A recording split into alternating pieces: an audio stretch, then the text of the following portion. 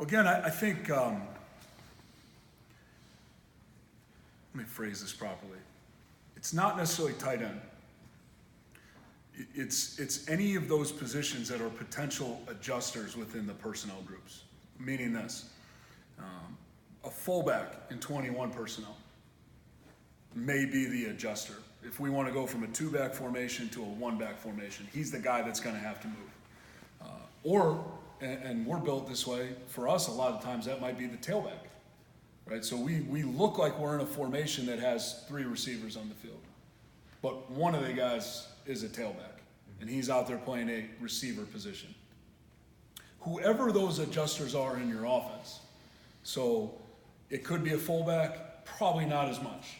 I love our fullbacks. I love them to death. But if we're going to put them in the slot to run an option route, I'll probably get fired, right? But maybe we have some tailbacks that could do that. Maybe. We'll see. You have tight ends, and all of a sudden you have, and we were very fortunate last year, we had a couple guys that could do multiple things. You know, this year probably Byer would be more that guy, but I know one thing about Nate Weeding, which is going to get to my point. He could go to any of those spots and know exactly what to do. He may not be the best guy to go out and run a certain route or do a certain thing, but he knows where to go and what to do. When you teach, when you learn, we're trying to teach conceptually because we want the players to learn conceptually. And I think what TJ was talking about, and this is so important, you need to understand the football play conceptually, whether it's the outside zone play and what we're trying to do conceptually, or whether it's that drive concept and what we're trying to do conceptually. Because if you understand that, now you have a chance to learn the different roles. And just because, okay, you always run the 12-yard basic on this play, doesn't mean you shouldn't know what's outside of you to either side, what's on the outside.